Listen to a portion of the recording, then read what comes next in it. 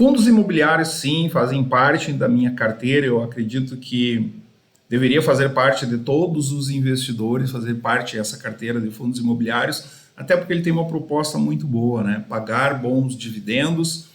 Entretanto, a gente tem que saber o que está comprando a hora que for investir nessa modalidade de ativos de renda variável.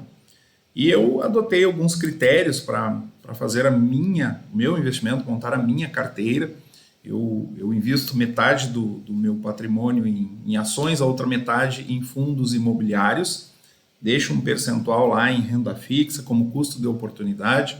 Eu me considero um investidor agressivo, porque 80% eu invisto em renda variável, sim. Mas é um valor que realmente eu não tenho pressa e é um valor que eu quero cuidar, ter o meu patrimônio autogerido, ou seja, eu mesmo cuidar da minha aposentadoria lá da frente, lá do futuro.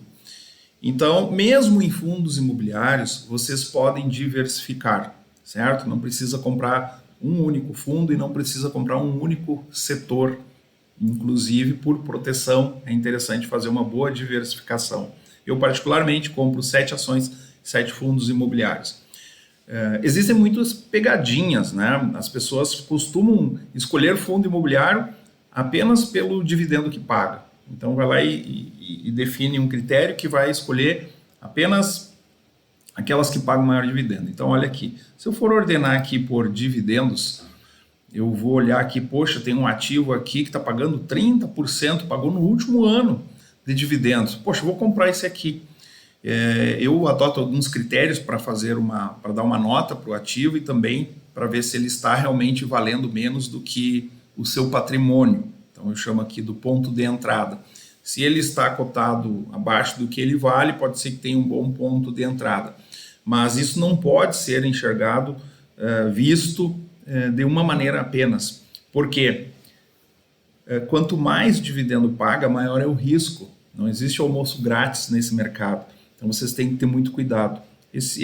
Aqui eu estou dando um exemplo, aqui não estou mostrando para vocês quem são os fundos, apenas o setor que ele pertence, porque aqui é apenas para estudo e o objetivo aqui não é dar nenhuma indicação de compra, mas apenas você ver como pode diversificar na hora de escolher os fundos imobiliários.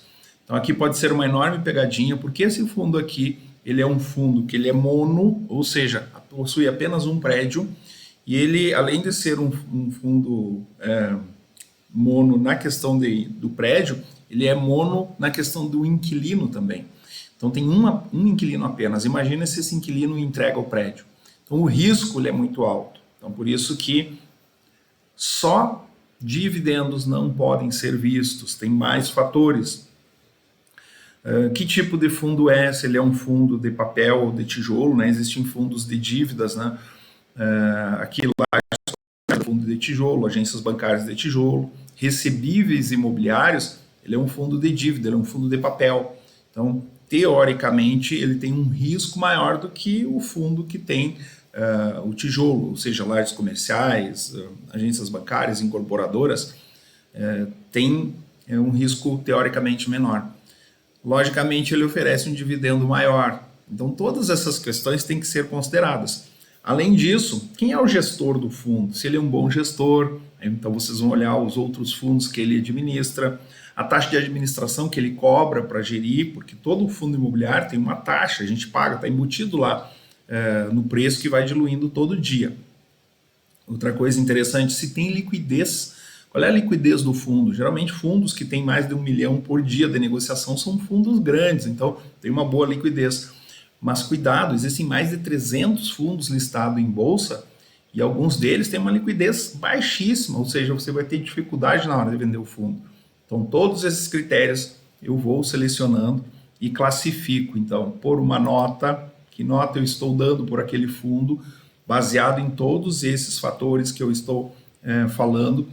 Então, eu classifico. Poxa, tem uma nota legal, como que está o ponto de entrada? Para mim, quanto mais perto de 100, segundo todos os critérios que eu analisei, melhor é o ponto de entrada.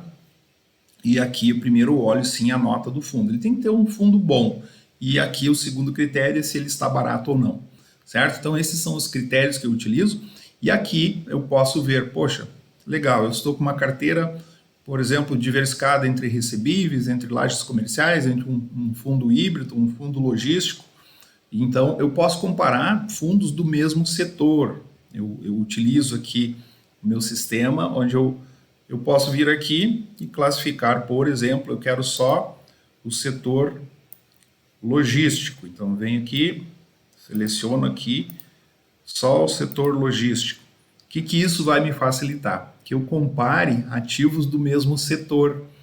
Então, esse aqui sim eu posso ver. Eu quero com uma nota boa, mas eu quero ver qual dos fundos do setor logístico está pagando, ou pagou, né? Porque aqui é todo baseado em dados passados, pagou o melhor dividendo anual. Esses aqui são os dados dos dividendos anuais que eles pagam. Então aí fica muito mais fácil comparar, certo? Então, embora, olha, esse fundo aqui é um dos que mais pagou, mas entretanto ele não é um fundo tão bom. Então, baseado naqueles critérios que eu adotei, o gestor talvez não seja um gestor que eu tenha classificado como bom, talvez a liquidez dele não esteja tão boa, certo?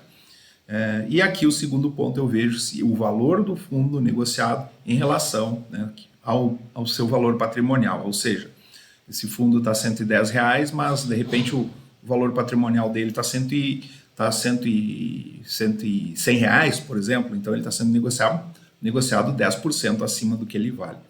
Então, o objetivo desse vídeo, alertar vocês, tá, para que não se baseiem apenas no dividendo que paga, mas analisem outros critérios na hora de escolher um fundo e se vocês têm uma boa diversificação, que eu sugiro aí, não escolham apenas um, diversifiquem. Eu tenho 7 na minha carteira e não comprem 7 do mesmo setor. Diversifiquem os setores, certo? Então, tem muito estudo para fazer. Investir não é um processo simples de ir lá e escolher um ativo, mas a gente tem que saber o que está fazendo com o nosso patrimônio.